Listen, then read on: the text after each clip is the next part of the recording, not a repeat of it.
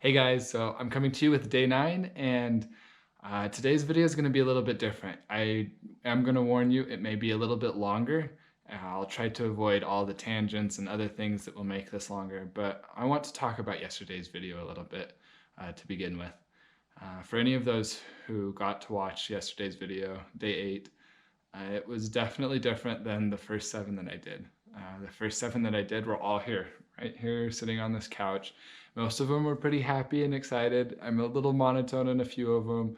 I'm still learning how to talk on camera and actually be excited, act like it's a human being. It's sometimes kind of difficult to talk to a camera like it's not an inanimate object because it is an inanimate object, so it's difficult to learn at first. But um, yeah, yesterday's video though. I know at first I kind of gave you guys a good excited update. In fact, it was kind of awkward. I went back and watched it, and I was so excited and so happy that it didn't look like I was happy or excited. Um, in fact, it's kind of embarrassing, but I was so happy and mind blown and everything else at the time that my brain just couldn't process it all, and um, was just struggling to like show the excitement because on the inside I was literally screaming for joy. I was super happy.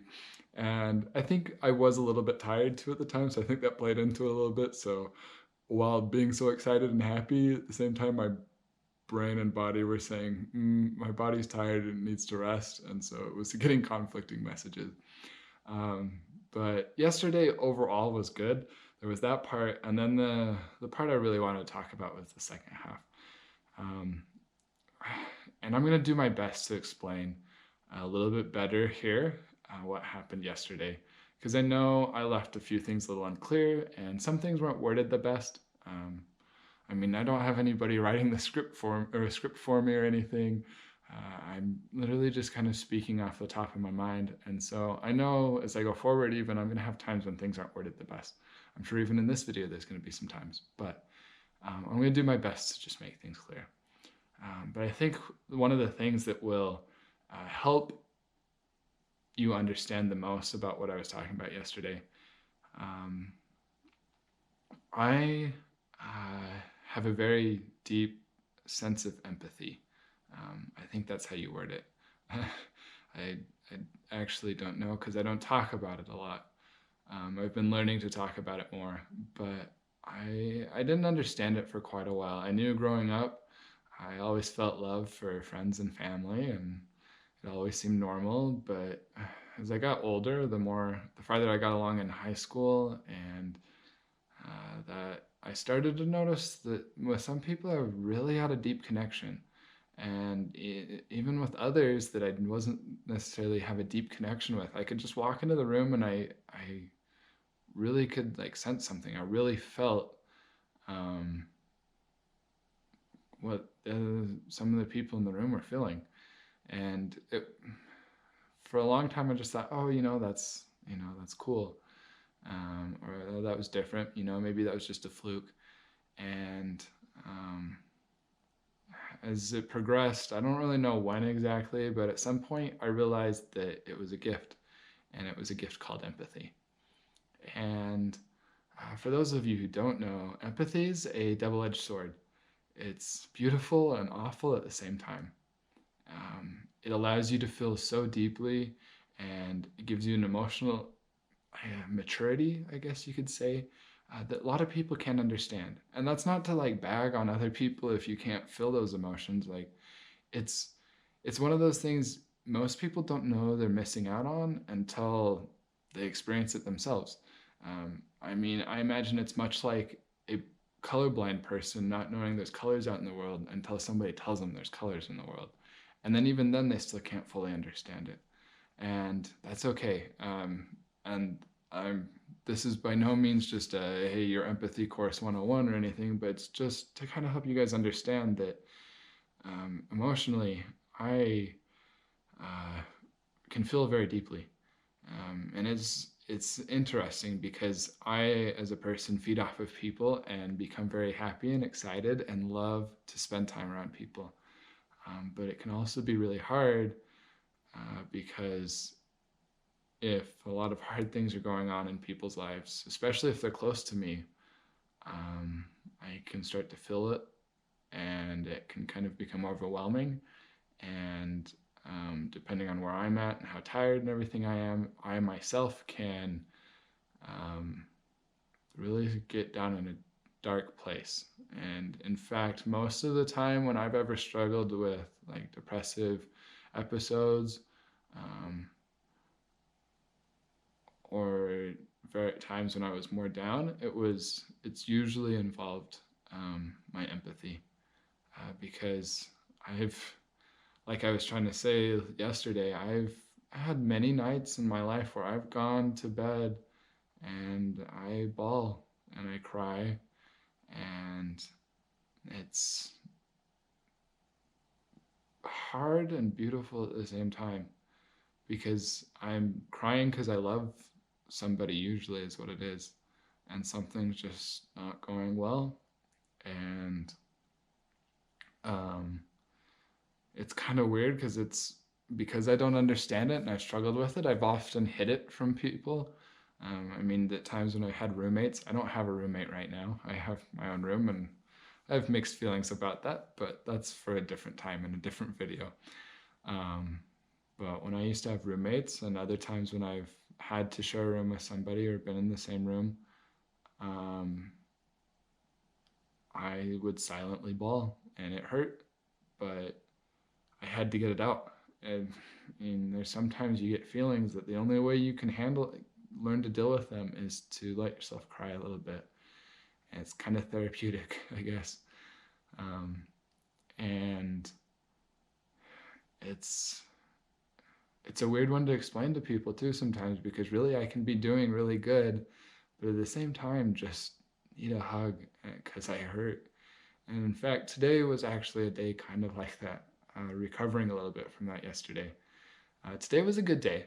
There were some good things that happened just generally in life, and we did make a little bit of progress with Conquer the Silence, which I'm going to talk about at the end of the video.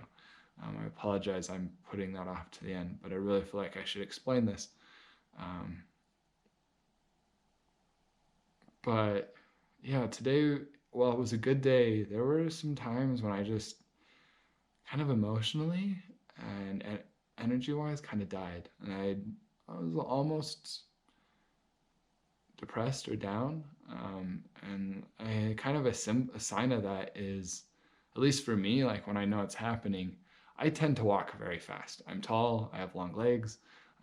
Generally, for most people, if I'm walking by them, I'm going to outwalk them, meaning I'm going to pass them and get far ahead of them just because it's it's just me. I don't know. Anyway, that's not important, but that's generally my everyday life. But when I'm down and I'm out of energy or I'm just really struggling, that's not happening. And there was times today it just got to the point where it's like I'm just dragging my feet, just trying to get to the next building. And I mean, it wasn't like hopeless, but yeah, it was rough. There were just some times when I was just like, man, I'm exhausted, I'm tired, and um, I think that's something that's important with all of this when it comes, um, as we're building this and we're dealing with depression and other people are dealing with mental illnesses. Some of them, part of the reason why they're struggling with it is because they experience similar things or have similar gifts or the same gifts. Um, I mean, empathy is by no means a gift that's labeled only for Todd. It's a gift that really anybody can have. Um, I don't know all the science behind it or all the reasons why, but there are definitely people out there that have more of it than others.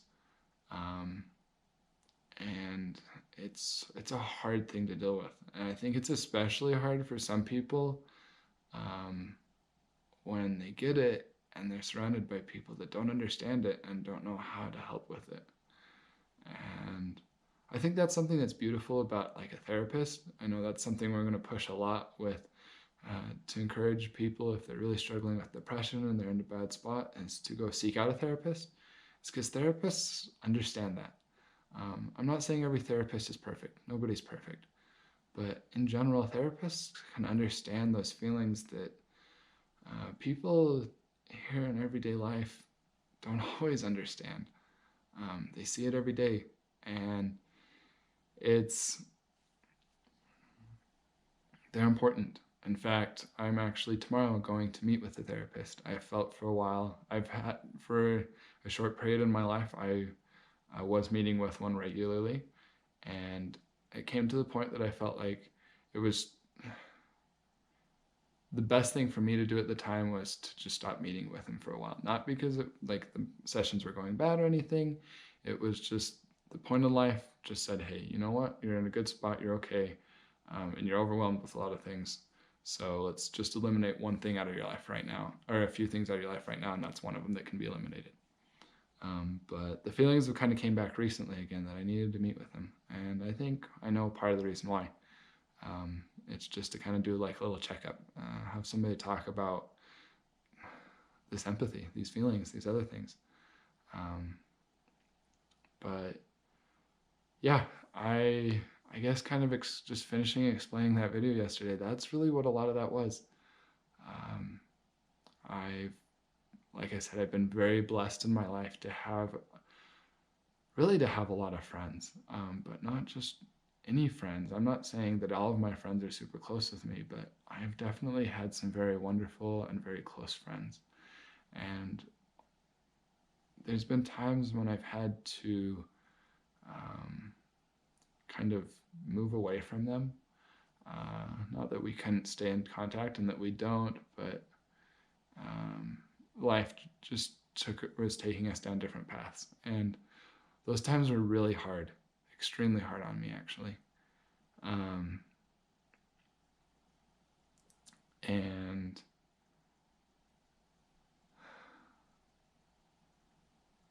those times have been when I really understood just what empathy really entailed.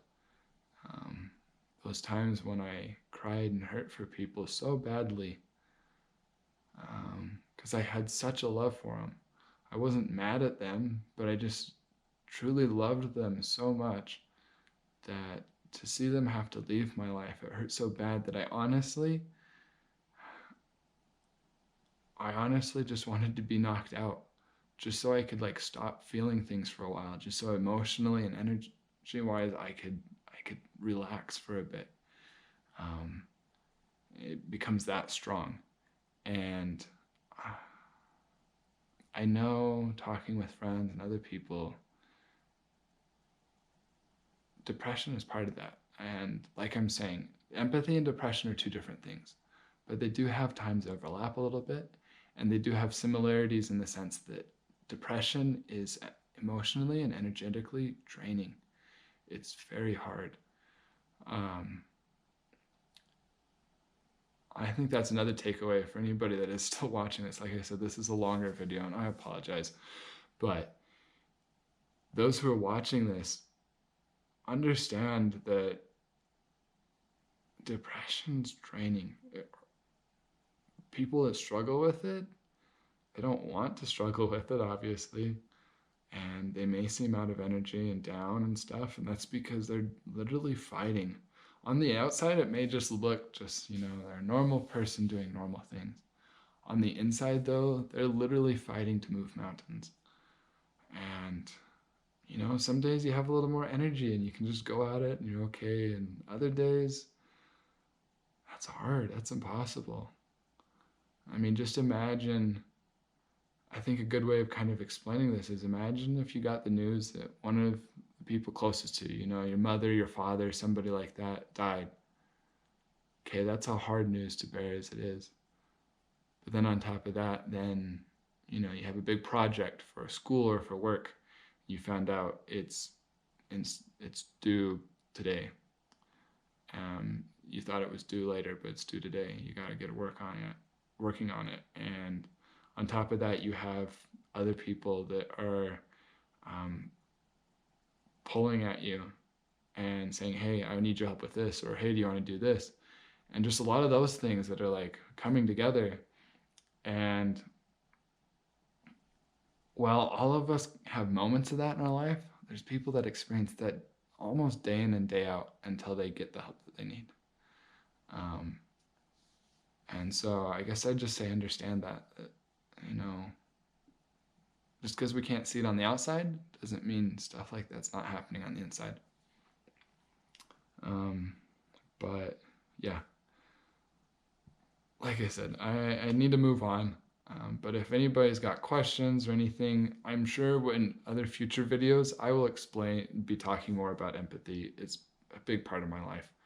I'm realizing more and more, and as we're getting into this, it's just going to come up. But if you have questions or thoughts or anything, you're welcome to leave them in the comments below. But I just moving on for the rest of the video and to help you guys give you guys the update on what else happened for Conquer the Silence today.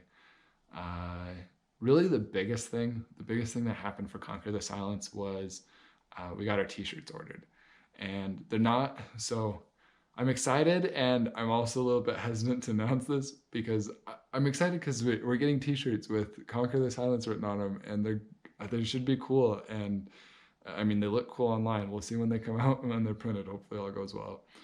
But I guess I'm hesitant because we want to, part of what we're doing here is creating a culture, changing the culture. And if you're going to create a culture, there's things that happen mentally inside in people, and there's things that happen on the outside, things that you change. You know, you have a culture of, take Mexico's culture, for example.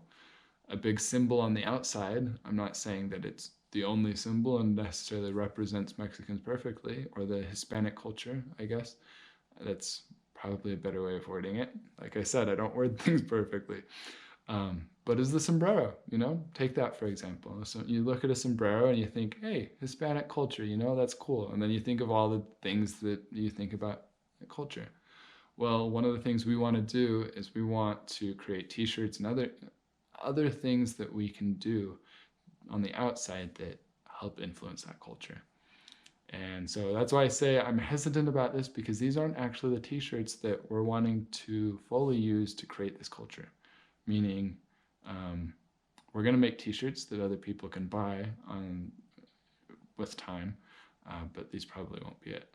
Unless for some reason people just love them. If people love them, then hey, you know, we'll do it. But I guess that doesn't really matter, but just for those of you who make it, I'm explaining it. But that was the biggest thing. We got t-shirts made, and well, ordered, and they're getting made, and we'll hopefully have them soon, and we can do some filming and other stuff in them. Outside of that, a little talking back and forth with Shellen and Jacob, and it was good, and my day was good, and yeah, I thank you for those of you who are watching, and I hope that this video was a little more enlightening, helps explain why yesterday's Day 8's video was a little more cringy or awkward at times. Also, hopefully though, what was recorded yesterday was touching in some way. I do hope that. That was really my intentions, was to just show you guys really what's happening on a lens. I want to be transparent, and I know when I sit down here, I smile a lot, I talk a lot, or very almost brightly, I guess, happily. I try to. And while I do generally feel that, I don't want to give the impression that, oh, life's just peachy and there's like no problems at all. That's not the case. And so I hope you guys can see that, and remember that life's still good and worth it, even when we do have days, weeks, months that aren't years, that aren't quite how we want them to go. It's okay. But yeah, thank you all for watching. I hope you had a great day, and looking forward to give you guys another update tomorrow.